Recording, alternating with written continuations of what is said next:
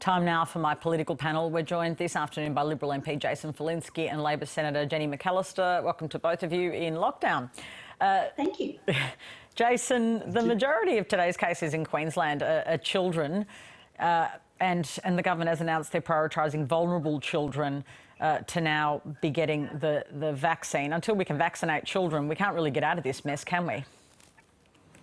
Well, it's looking increasingly like vaccinations allow us to live with the virus. The Queensland government is talking about extending it to children. I think that was always on the plan for us to do that. My nephew lives in California. He's 12 years old. He's had his first Pfizer vaccine. I assume that was something we were always going to do here in Australia. Jenny, Pfizer is in hot demand right now. Is this group the most at risk right now?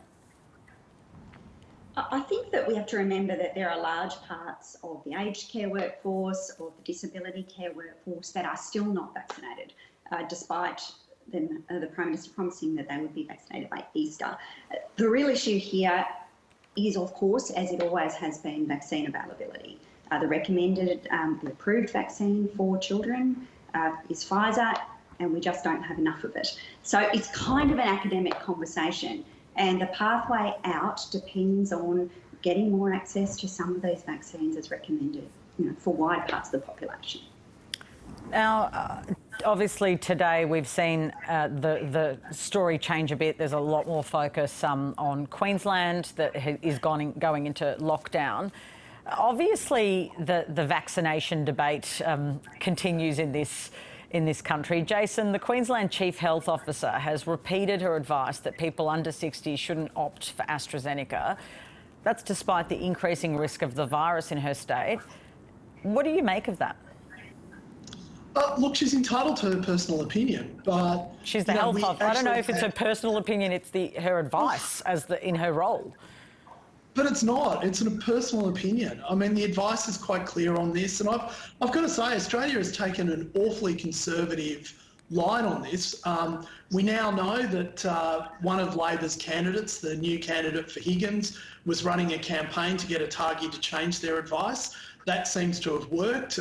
We have medical professionals out there saying things that they really shouldn't be saying, which is just clearly their personal opinion. But we know in Germany that if you're over 18, you're advised to take AstraZeneca. We know in the UK, if you're over 30, you're advised to take AstraZeneca. It is a perfectly safe vaccine that is available for all Australians, and it's just unfortunate that we've demonised an Australian-made vaccine that has done so much good in so many other parts of the world. Jenny, what do you think about this? It seems that the risk ratio has shifted, has it not? But we've got the Chief Health Officer in Queensland saying it's not a good idea, and yet we know it's a very effective vaccine. I imagine that what the health officials are doing are weighing the risks. And that's always been the equation. Is the risk of your exposure to COVID and the subsequent consequences greater than any risks? And they are very small risks that might come about from having a particular vaccine. I go with the health officials on this. And of course, those health officials who are qualified to make those assessments are providing the best advice they can. I note that Atagi continues to provide that same suggestion, and indeed to recommend to people that if they are interested in becoming vaccinated, they have a conversation with their doctor about what their risk profile is and what might be the best vaccine for them if Pfizer is not available. And I come back to this point. We are in this situation because of a failure by the Prime Minister and the people around him to take this seriously a year ago. And these problems are now very difficult to solve because the Prime Minister didn't do his job 12 months ago when he should have. Well, Jason, the Prime Minister was saying it wasn't a race. But wait, no, my question, it's my turn. Sorry. He said it wasn't a race, but then now it's Olympics. It's an Olympic race, right? It's not even an ordinary race. It's next level. It's going for gold. Should we have always be treating it like the Olympics from the very beginning? Should we have been behaving like our swim team? Look, let me just say, in response to what Jenny said, it's just utterly untrue to say that we were not taking this seriously, and it's quite offensive to say that. And I think Atagi needs to come straight out to the Australian people and explain to them how it is that the same profession that advises women that it's safe to take the contraceptive pill even though its risk factor is 10 times higher than AstraZeneca, but apparently it's not safe to take AZ. Now, we now know, Jenny, that your candidate for Higgins, on her own Twitter feed, was saying that she was part of an organised campaign to get ATAGI to change their advice. Now, the Prime Minister misspoke when he said that, and he shouldn't have said, that it was not a race. This was always going to be a race. But he didn't misspeak. He said it a few times. He just maybe... He said it a few times. So I it wasn't agree. misspeaking, it was maybe the wrong message. I misspoke. I misspoke when I said he misspoke. What I am saying is he shouldn't have said that. He acknowledges that he shouldn't have said that. But at the same time, where is the responsibility from people like Anthony Albanese, who still to this day will not endorse the Australian-made AZ? Where's the responsibility of Jeanette Young, who is a person in responsibility, giving personal views that are not backed up by medical science? Where are the responsibility of ATAGI, who have changed their advice? Are we up to 5 or 6 times now?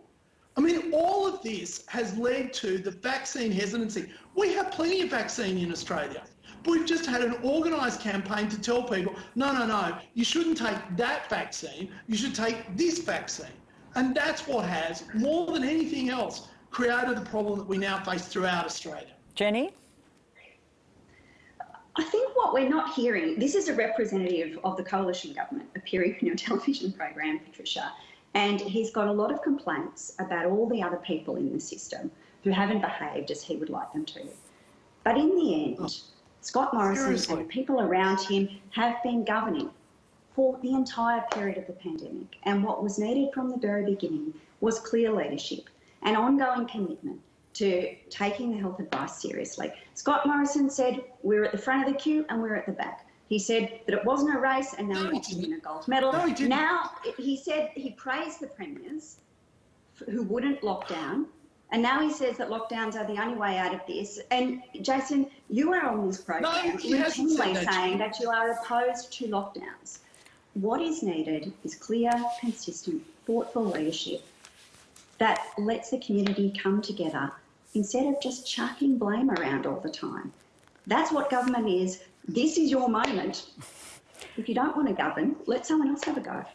Well, I think they want to govern, but perhaps perhaps not the way you want them to, Jenny. So I think they do want to govern. I think that's quite clear. Hey, Jason, I want to ask you a question about something that's happened. I think a staffer in your office is actually been campaigning against your city's lockdown. This is the Sydney University, the Liberal Club. Liberal Club, yeah. Yes. Yeah, have you spoken to your staffer? You know, these young people, PK, they want their freedom. There's not a lot you can do about it, is there? Right, OK. So have you spoken to your staff member? Yeah, absolutely. I've spoken to Abby about this. Abby's not directly, but she's a vice president of Sydney University Liberal Club. I encourage young people to get involved in politics. The person who set up this site is, so it's not a Sydney University Liberal Club site. The person who set up this site happens to be involved with the Sydney University Liberal Club. But let me be clear, I endorse their view that the lockdown should be about suppressing the virus, not suppressing the freedoms of individuals. And where there are no cases of community transmission or unlinked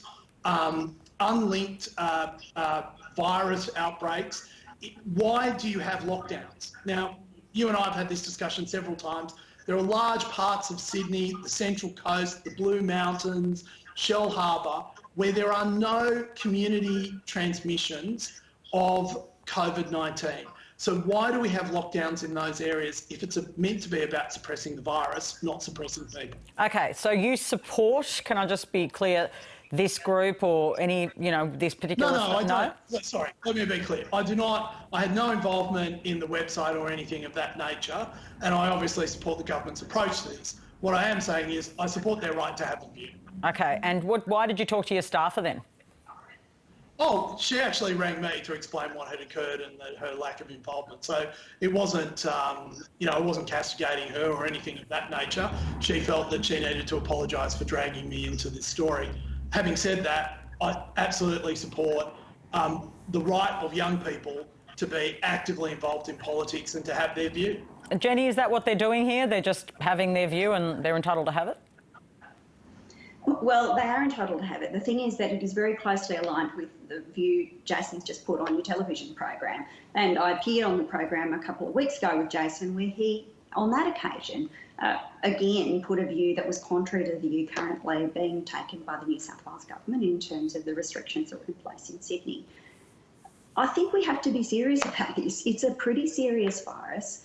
Jenny, it's really offensive when you suggest let Jenny that I'm finish. not Yeah, being Jenny? serious about this and that the federal government's not being serious Let Jenny about just finish her point and I'll let you have a right to reply. Jenny? Thank you. I think it is a serious virus and we can't trivialise its impacts on people's health. And I think sometimes the tone of the debate veers into a student politics style of debating when actually what is needed is serious leadership. Jason? Well, I think it's awfully patronising and offensive when members of the Labor Party continue to lecture members of the government that they do not take this seriously when their own party leader will not endorse the Australian-made AstraZeneca and they continue to pre-select candidates for seats in Higgins who actively campaign against the most available vaccine in Australia. Jason, this is just, this is a total fantasy. Labor, from Anthony Albanese down, has been absolutely clear that we support the health advice. We're not going to second guess it, make things up. We support the advice that's provided by ATAGI, and I think you'll find everyone in our team has put that view forward. Okay, so BK, 1 minute, yeah. Anthony Albanese has been given 9 chances to endorse the Australian-made AstraZeneca. Okay, so Anthony Albanese is not here, but I get your point, right? And if he comes on, I'm interested to know what he makes of AstraZeneca too. But I'll just ask Jenny, because she's not Anthony Albanese, but she's in his team. Jenny, you think the AstraZeneca that's made here in Australia is a good and safe vaccine that people should be taking? I think it has risks, like all medications. I'm very happy to follow the ATAGI advice, and in fact, on Saturday, all things being equal, I'll be having my second shot. Okay. Well, that settles it. She's getting the shot. There you go. Does that settle it for you, Jason? Well, at least for Jenny McAllister. Sorry, a shot of AstraZeneca or Pfizer? I'm sorry. She said AstraZeneca. Oh, AstraZeneca. Good on you, Jenny. I reckon people just try and get the vaccine that they can get, and that's generally what people can do, because people are on very long waiting lists, so it's not easy. We're out of time. I have to say goodbye to you both. Thank you for joining me. Thanks, PK. Thanks, PK. Liberal MP Jason Falinski and Labor Senator Jenny McAllister joining me here on Afternoon Briefing this afternoon.